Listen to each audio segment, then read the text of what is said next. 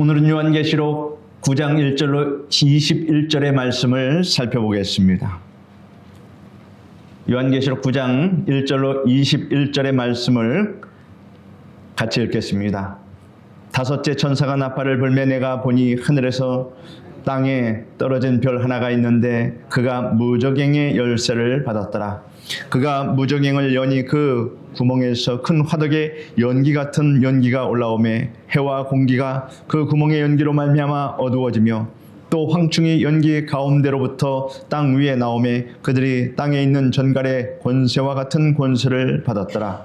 그들에게 이르되 땅의 풀이나 푸른 것이나 각종 수목은 해하지 말고 오직 이마에 하나님의 인침을 받지 아니한 사람들만 해하라 하시더라.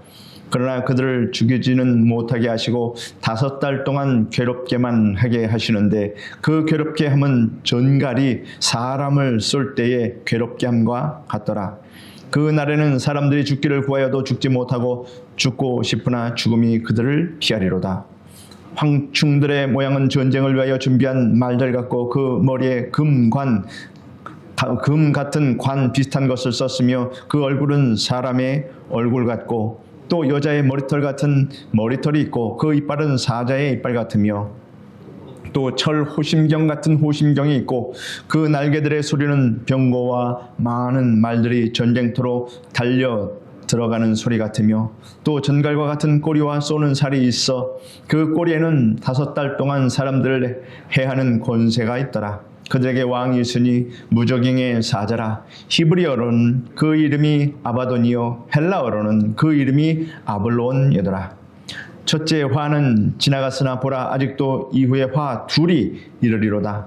여섯째 천사가 나팔을 불 때 내가 들으니 하나님 앞 금 제단 4뿔에서 한 음성이 나서 나팔 가진 여섯째 천사에게 말하기를 큰 강 유브라데에 결박한 4 천사를 놓아주라 하며 4 천사가 놓였으니 그들은 그 년 월 일시에 이르러 사람 3분의 1을 죽이기로 준비된 자들이더라. 마병대의 수는 2만 만이니 내가 그들의 수를 들어노라. 이 같은 환상 가운데 그 말들과 그 위에 탄 자들을 보니 불빛과 자줏빛과 유황빛 호심경이 있고 또 말들의 머리는 사자 머리 같고 그 입에서는 불과 연기와 유황이 나오더라. 이 3 재앙 곧 자기들의 입에서 나오는 불과 연기와 유황으로 말미암아 사람 3분의 1이 죽임을 당하니라. 이 말들의 힘은 입과 꼬리에 있으니 꼬리는 뱀 같고 또 꼬리에 머리가 있어 이것으로 해하더라. 이 재앙에 죽지 않고 남은 사람들은 손으로 행한 일을 회개하지 아니하고 오히려 여러 귀신과 또는 보거나 듣거나 다니거나 하지 못하는 금, 은, 동과 목석의 우상에게 절하고 또 그 살인과 복술과 음행과 도둑질을 회개하지 아니하더라.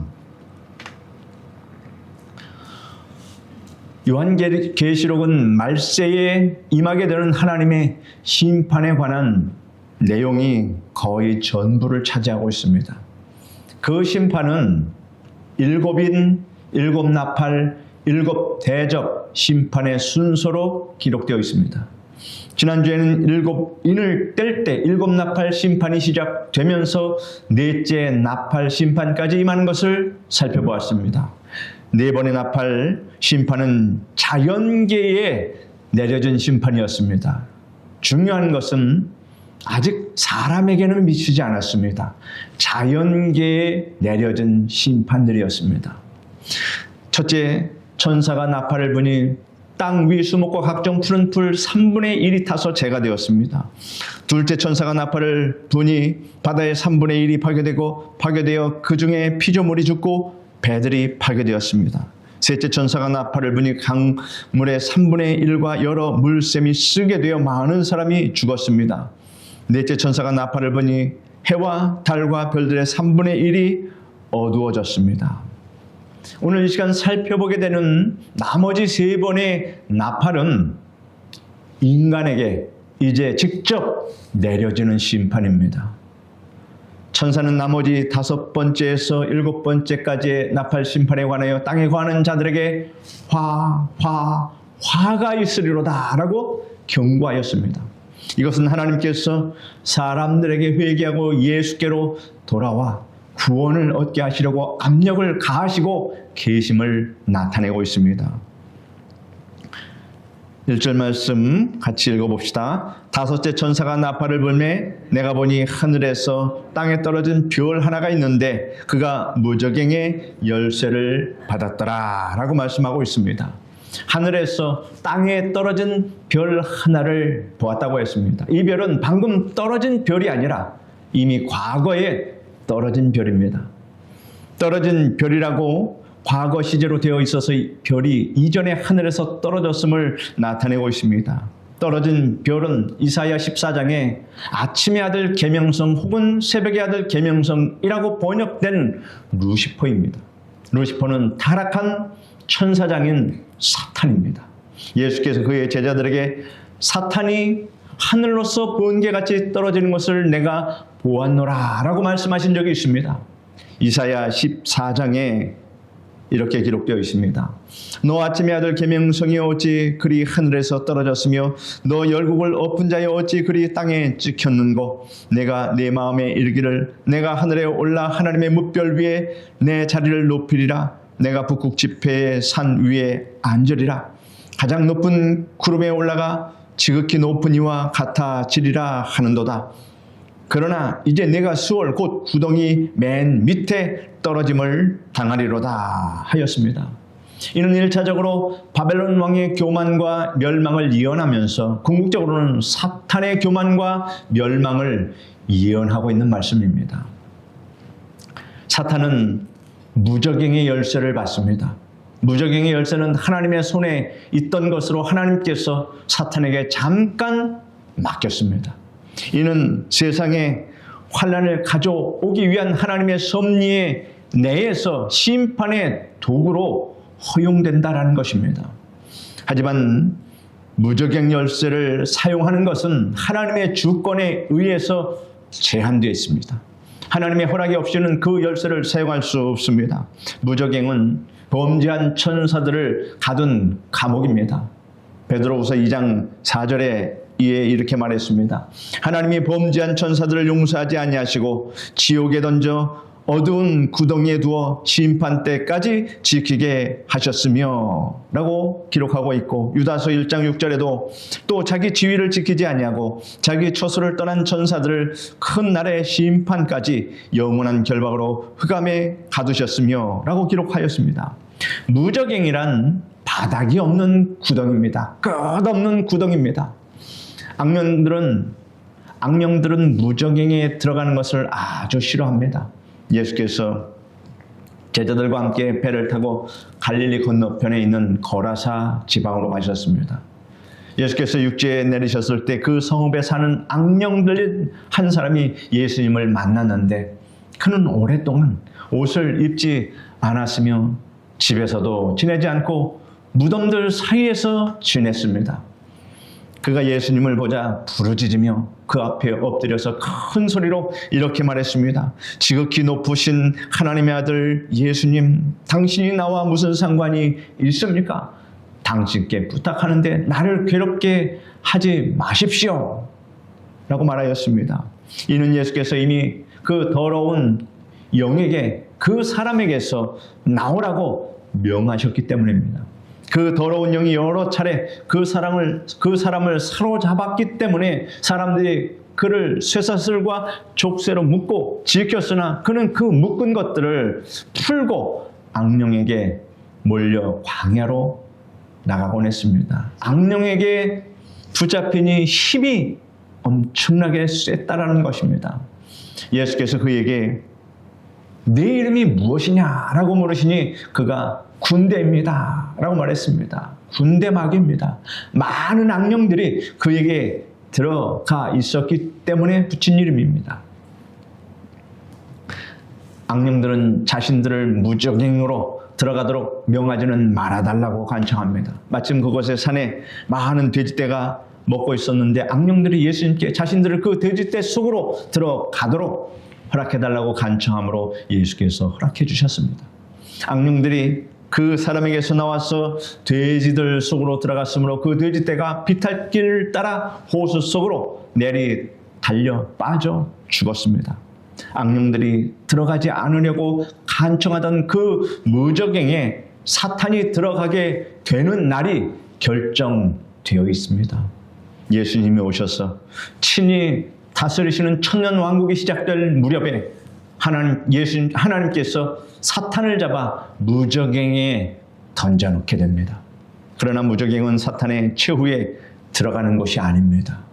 사탄과 악령들뿐만 아니라 적그리스도와 거짓 선지자와 구원받지 못한 자들이 모두 던져지게 되는 영원한 형벌의 장소는 무저갱이 아닙니다. 불과 유황으로 타는 지옥의 못입니다. 2절에 그가 무저갱을 여니 그 구멍에서 큰 화덕의 연기 같은 연기가 올라오매 해와 공기가 그 구멍의 연기로 말미암아 어두워지며 하였습니다. 무저갱을 여니 연기가 올라와서 해와 공기를 어둡게 하였다라고 하였습니다. 대화산 폭발이 일어나서 그 연기와 재가 하늘을 덮은 같이 전대미문의 연기가 대기권을 뒤덮을 것입니다. 3절 말씀을 같이 읽겠습니다. 또 황충이 연기 가운데로부터 땅 위에 나오매 그들이 땅에 있는 전갈의 권세와 같은 권세를 받았더라 라고 말씀하고 있습니다. 무저갱에서 나오는 연기 가운데로부터 황충들이 땅 위에 나옵니다. 무저갱에서 나오는 이 황충들은 악마적인 존재들입니다. 황충들이 받은 권세는 땅에 있는 전갈의 권세와 같다라고 했습니다. 전갈은 가재같이 생겼는데 무서운 독을 가지고 있는 쏘는 곤충입니다. 4절에 그들에게 이르시되 땅의 풀이나 푸른 것이나 각종 수목은 해하지 말고 오직 이마에 하나님의 인침을 받지 아니한 사람들만 해하라 하시더라 하였습니다. 황충들은 자연 재해에는 아무런 해를 주지 않고 사람들에게만 무서운 고통을 줍니다. 그런데 사람들 중에서 하나님의 입맞은 자들은 해치지 말고 하나님의 입맞지 아니한 사람들만 해치도록 제한되어 있습니다. 하나님을 끝까지 저항하고 불신하는 이들은 하나님의 인을 받지 못한 자들입니다. 이들은 이와 같은 큰 고통 속에 빠져들게 된다 하는 것입니다. 5절 말씀을 보십시오. 그러나 그들을 죽이지는 못하게 하시고 5달 동안 괴롭게만 하게 하시는데 그 괴롭게 함은 전갈이 사람을 쏠 때 괴롭게 함과 같더라 하였습니다. 황충들의 활동은 한정되어 있습니다. 사람들을 괴롭혀도 죽이지는 못하게 하고 괴롭히는 기간도 5달 동안 제한되어 있습니다. 황충들에게 고통당한 5달은 사람들에게 회개할 기회를 주는 그러한 시간입니다. 그런 끔찍한 고통을 당하면서도 끝까지 하나님을 부인하고 회개하지 않는 사람들은 참으로 안타까운 사람들입니다. 죽은 후에는 회개할 수 있는 기회조차 없습니다. 그 괴로움은 전갈이 사람을 쏠 때와 같다라고 했습니다. 전갈은 긴 꼬리를 가지고 있는데 그 꼬리는 등을 지나 머리까지 꺾어 올릴 수가 있습니다. 그 꼬리 끝부분에 구부러진 집게가 있습니다. 그 집게에서 독이 나옵니다. 고대에 로마 병사들은 어떠한 고통도 눈 하나 깜짝하지 않고 견디도록 훈련을 받게 되었습니다. 그런데 전갈에게 물려서 독침에 쏘이면 비명을 지르고 고통으로 몸부림쳤다라고 합니다. 여러분 6절을 보십시오. 그 날에는 사람들이 죽기를 구하여도 죽지 못하고 죽고 싶으나 죽음이 그들을 피하리로다 하였습니다. 괴로움의 정도가 얼마나 지독한가를 나타내고 있습니다. 죽음이 오히려 위로가 될 정도다라고 하면 그 고통은 당해보지 않은 사람은 표현할 수 없다라고 하는 것입니다. 하지만 죽고 싶어도 죽음이 피한다고 했습니다. 우리가 이해할 수 없는 말입니다. 죽고 싶어도 죽음이 피한다. 사실 불신자에게는 죽음의 고통이 끝이 아니라고 하는 사실입니다. 죽음으로 육체의 장막이 무너지면 속사람인 그의 영혼은 지옥에 도착하게 됩니다. 여러분, 이런 이야기가 있습니다. 감옥에서 죄수가 탈출하려고 온갖 궁리를 하던 끝에 절호의 기회를 만났습니다. 대형 식료품 배달차가 들어온 것입니다. 기회를 엿보아서 다행히 들키지 않고 올라타 짐짝 사이에 웅크리고 숨을 죽이고 있었습니다. 식료품 배달차가 곧 출발하여 감옥 밖으로 나가서 달렸습니다. 한참 후에 차가 완전히 머물러 섰습니다. 죄수는 재빨리 뛰어내렸습니다. 그리고 도망치려 했습니다. 그러나 즉시 붙잡혔습니다. 그 식료품 배달차는 감옥에서 다른 감옥으로 배달하고 있었던 것입니다. 그는 탈옥한 죄로 인해서 형벌만 더 중하게 되었습니다. 구원받지 못한 사람에게 육신의 죽음은 고통이 끝나는 순간이 아니라 더 큰 고통이 기다리고 있는 지옥으로 들어가는 과정입니다. 그러니 어찌하든지 이 세상에 살고 있는 동안에 예수 그리스도를 믿고 구원 얻는 성도가 되어야 할 줄 믿습니다. 7절에서 8절 말씀 같이 읽겠습니다. 황충들의 모양은 전쟁을 위하여 준비한 말들 같고 그 머리에 금 같은 관 비슷한 것을 썼으며 그 얼굴은 사람의 얼굴 같고 또 여자의 머리털 같은 머리털이 있고 그 이빨은 사자의 이빨 같으며 또 철 호심경 같은 호심경이 있고 그 날개들의 소리는 병거와 많은 말들이 전쟁터로 달려 들어가는 소리 같으며 또 전갈과 같은 꼬리와 쏘는 살이 있어 그 꼬리에는 5달 동안 사람들을 해하는 권세가 있더라 하였습니다. 그 머리에 금 같은 멸관과 비슷한 것을 썼다고 묘사합니다. 도대체 어떻게 생긴 것입니까? 이와 같이 생겼습니다. 멸류관이라고 하지 않고 멸류관 비슷한 것이라고 하였습니다. 금이라고 하지 않고 금 같은 것이라고 하였습니다. 사탄에게 속하면 악령이든 사람이든 위장하고 속이는 것이 그들의 재주고 그들의 능사입니다.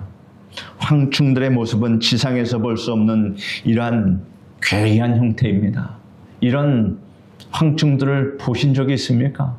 우리가 전혀 본 적이 없는 이러한 괴이한 동물들이 사람을 죽인다, 그런 얘기입니다. 제가 그래서 도대체 이런 모습은 어떤 괴물인가 해서 요새 인공지능한테 이러한 괴물을 한번 그려달라고 했더니 괴물을 이렇게 그려놨습니다. 우리가 상상할 수 있는 것은 이 정도입니다. 왜냐하면 이 땅에서 존재하지 않는 그러한 동물이기 때문에 우리는 뭐라 말하기가 어렵습니다.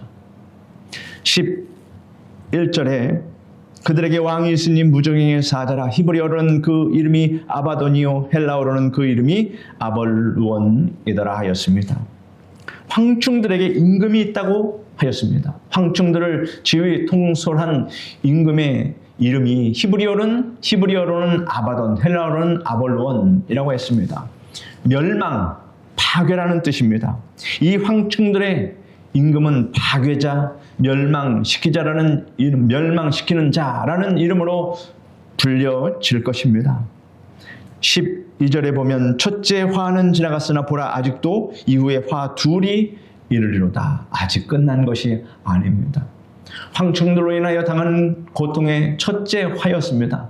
앞으로 2가지 화가 남아 있습니다. 13절에서 14절 말씀 같이 읽겠습니다. 6째 천사가 나팔을 불매 내가 들으니 하나님 앞 금 제단 4뿔에서 한 음성이 나서 나팔 가진 6째 천사에게 말하기를 큰 강 유브라데에 결박한 4 천사를 놓아주라 하매 하였습니다. 하나님 앞 금 제단 4뿔에서 한 음성이 나온다고 하였는데 하나님 앞 금 제단은 바로 성소 안에 있는 분향단과 같은 것입니다. 구약의 제단의 뿔은 하나님의 권세와 위엄, 심판의 집행을 상징합니다. 금 제단 네 뿔에서 음성이 난다 하는 것은 하나님의 주권적인 명령이 드러나는 그러한 순간을 의미합니다. 나팔 가진 여섯째 천사에게 큰 강 유브라데스에 결박된 네 천사를 풀어주라고 하였습니다. 이 네 천사들은 과연 어떤 천사일까요? 선한 천사일까요? 선한 천사가 아닌 심판 수행을 위해 특별히 묶여있던 악한 존재들입니다. 15절에 네 천사가 놓였으니 그들은 그 년, 월, 일시에 이르러 사람 3분의 1을 죽이기로 준비된 자들이더라 하였습니다. 그 날짜는 알려지지 아니하였으나 년, 월, 일시가 정확히 이미 작성되어 있다는 사실이 분명하게 드러나 있습니다. 네 천사는 지상에 대대적인 전쟁을 일으키게 합니다. 그래야 인류의 3분의 1을 죽게 합니다. 이미 넷째 인을 뗄 때 인류의 4분의 1이 죽었습니다. 이제 그 나머지 인류의 또 3분의 1이 죽게 되니 인류의 절반 이상이 죽게 되는 겁니다. 인류의 절반 이상이라고 하면 우리가 80억 인구 가운데 40억이 죽어나가는 겁니다. 16절에 보면 마병대의 수는 2만만이 내가 그들의 수를 들었노라 하였습니다. 2만만은 2만의 만을 곱한 수로서 2억입니다. 요한이 이 예언서를 기록할 당시에는 온 세상의 인구가 2억이 되지 않았습니다. 이 2억 마병대는 인간의 군대가 아닌 하나님께서 내 천사들을 통하여 풀어놓으시는 초자연적인 심판의 군대입니다. 신비한 군대입니다. 그런데 그 수가 2억입니다. 그 2억의 마병대를 풀어놓으면 여기에 대항할 자가 있겠습니까? 죽는 일밖에 없다. 하나님께서 허락하신 때에 인류의 3분의 1을 심판하는 무시무시한 영적 군대가 나타납니다. 숫자는 심판의 규모와 두려움을 강조하는 표현이며 특정 국가나 민족을 지칭한다고 단정할 수는 없습니다. 중요한 점은 이 재앙이 하나님의 허락 아래 인류의 3분의 1을 심판하신다는 사실입니다. 17절에서 19절 말씀을 같이 읽겠습니다. 이 같은 환상 가운데 그 말들과 그 위에 탄 자들 보니 불빛과 자줏빛과 유황빛 호심경이 있고 또 말들의 머리는 사자머리 같고 그 입에서는 불과 연기와 유황이 나오더라. 이 세 재앙 곧 자기들의 입에서 나오는 불과 연기와 유황으로 말미암아 사람 3분의 1이 죽임을 당하니라. 이 말들의 힘은 입과 꼬리에 있으니 꼬리는 뱀 같고 또 꼬리에 머리가 있어 이것으로 해하더라 하였습니다. 요한은 환상 가운데 하나님이 허락하신 악령적 심판 군대를 보았습니다. 그들은 사자의 머리를 가진 말들과 같아서 입에서 불과 연기와 유황을 내뿜고 이 세 가지 재앙으로 인류의 3분의 1이 죽임을 당했습니다. 이 군대의 힘은 입과 꼬리에 있는데 꼬리는 뱀처럼 사람을 해치는 머리를 지니고 있었습니다. 꼬리에 보면 뱀의 머리가 있습니다. 이는 심판이 단순한 인간의 전쟁이 아니라 하나님께서 회개하지 않는 세상을 향해 내리시는 영적 초자연적인 재앙임을 보여줍니다. 20절, 21절을 같이 읽겠습니다. 이 재앙에 죽지 않고 남은 사람들은 손으로 행한 일을 회개하지 아니하고 오히려 여러 귀신과 또는 보거나 듣거나 다니거나 하지 못하는 금, 은, 동과 목석의 우상에게 절하고 또 그 살인과 복술과 음행과 도둑질을 회개하지 아니하더라 하였습니다. 애굽의 바로 왕과 같지 않습니까? 열 재앙을 겪어도 끝까지 완악한 바로 왕, 바로 그 바로 왕과 같은 인간들을 지금 하나님께서 심판하십니다. 하나님께서 죽이십니다. 생명을 주신 이도 하나님이시요 생명을 거두시는 이도 하나님이십니다. 하나님은 모든 권한이 있고 권리가 있습니다. 주신 자가 가져갈 수 있습니다. 오직 하나님만이 생명을 취할 수 있다. 이런 지경에도 살아남은 사람들이 회개하지 않으니 사람의 완악하고 무지함에 우리는 놀라지 않을 수 없습니다. 오히려 하나님이 가증하게 여기는 그 죄악에 더욱 빠져듭니다. 그 죄악을 5가지 항목으로 나열했습니다. 첫째가 우상 숭배입니다. 세상은 우상을 문화재라고 보호하기도 합니다. 이런 세상을 하나님께서 심판하실 것입니다. 둘째는 살인입니다. 사람의 생명을 취할 수 있는 것은 하나님밖에 없으십니다. 그러나 사람의 생명을 그렇게 쉽게 죽이는 그런 장면들을 볼 때 이것은 사람이라고 볼 수 없습니다. 미국에서 그 IC인가 이방 추방하는 그러한 행정기관에서 사람을 죽이는 모습을 봤을 때 참 그것이 가능한 나라가 있구나. 참으로 끔찍합니다. 사람의 생명이 그렇게 가볍습니까? 셋째는 복술입니다. 복술은 마술, 주술, 점술, 약물과 같은 환각제를 사용한 주술 행위를 말합니다. 따라서 성경이 말하는 복술은 단순한 미신이 아니라 악령의 힘을 빌리기 위해서 약물, 주술, 점술을 사용하는 모든 행위를 다 포함합니다. 넷째는 음행입니다. 오늘날 말세의 현저한 징조 가운데 하나가 바로 동성애의 만연입니다. 소돔과 고모라와 같다. 그때의 불과 유황이 떨어졌다고 성경은 기록하는데 지금이 불과 유황을 맞을 오늘 계시록의 심판 가운데 유황이 나와서 그 괴물 같은 짐승이 나와서 유황으로 불로 그렇게 멸하는 것 보지 않았습니까? 소돔과 고모라의 이야기를 성경에 기록한 이유가 다 여기에 있는 것입니다. 이젠 이 동성애가 전 세계적인 그러한 현상이 되고 말았습니다. 다섯째는 도둑질입니다. 사기, 횡령, 약탈 행위가 발각되거나 해도 가책이나 수치심이 없는 것이 사회의 풍조가 됩니다.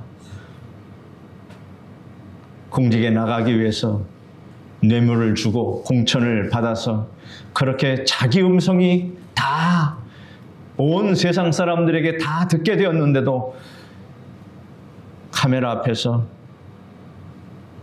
국민들이 바라보는 가운데서 자기는 원칙을 지켜 살았다. 이런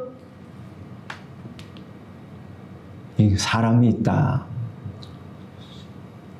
양심이 죽은 겁니다. 양심이 화인 맞은 겁니다. 이런 세상이다 그런 얘기입니다. 그러므로 말세의 때가 가까웠다. 우리가 거짓말을 하거나 도둑질을 하면 어떻게 됩니까? 부끄러워서 얼굴을 못 들고 다닙니다. 그런데 요새는 다 증거가 있고 발각이 되어도 떳떳하게 꼿꼿하게 나는 원칙대로 살았습니다 라고 하는 이러한 인간의 심령을 우리가 어떻게 이해합니까? 그것이 지금 이 세상의 풍조라고 하는 것입니다. 거짓말을 하는 자가 권력을 잡게 되고 속이는 자가 나라를 다스리고 이걸 어떻게 합니까? 그러나 이상할 것 하나도 없습니다. 왜냐하면 말세 때는 이런 자들이 성공한다 라고 하는 이 사실입니다. 그래서 주님께서 오시는 겁니다. 금융통신 사기인 소위 보이스피싱 또한 얼마나 기승을 부립니까? 참으로 광범위합니다. 그러면 행복합니까? 회개하지 아니하더라 라는 말씀이 덧붙여 있습니다. 하나님께 죄를 회개하면 긍휼히 여김을 받고 죄사함을 얻습니다. 그러므로 죄를 지은 것보다 회개하지 않은 것이 최악의 불행이며 저주입니다. 회개란 예수님이 십자가에 못 박혀 죽으심으로 우리 죄를 대속하셨다 하는 사실을 믿고 예수님을 구세주로 영접하는 것, 그것이 회개입니다. 구원을 받고 하나님의 자녀가 된 그리스도인에게는 일생 동안 실천해야 하는 또 하나의 회개가 있습니다. 하나님의 영광을 위하고 주님을 기쁘시게 하는데 어긋나는 언행을 하게 되는 경우에는 이를 뉘우치고 고치는 일입니다. 이것도 회개입니다. 이러한 회개는 구원받은 자답게 살기 위한 회개입니다. 그러지 않고 제멋대로 살면 하나님께서 사랑의 매를 드십니다. 여러분, 매 맞지 않기를 바랍니다. 하나님 반드시 매를 때립니다. 그러므로 하나님 앞에 항상 꺼리낌이 있는가, 부끄러움이 없는가, 이것을 늘 점검하고 씻어내야 합니다. 회개하고 씻어내야 합니다. 그리고 칭찬과 멸류관과 상급을 받는 그리스도의 공역 심판에 대해서 회개하지 않으면 부끄럽게 됩니다. 회개하는 사람은 참으로 행운아입니다. 이 재앙에 죽지 않고 남은 사람들은 그 손으로 행하는 일을 회개하지 아니하고 오히려 더 죄를 짓는다 하였습니다. 멸망받기로 작정된 자들입니다. 그런데 7년 대환란 기간 중에도 회개하는 일이 가능하다는 것이 참으로 놀라운 일입니다. 그러나 교회가 휴거되기 이전과는 사뭇 다를 것입니다. 대환란 때는 교회가 사라질 것입니다. 회개하는 것이 참혹한 순교와 같은 의미를 가진다 하는 것입니다. 지금 이 설교를 들으시는 성도 여러분은 어떻게 하는 것이 하나님의 영광을 위하고 주님을 기쁘시게 하는가를 깊이 깨닫기 위하여 부단히 노력하며 살아가시기를 축원합니다.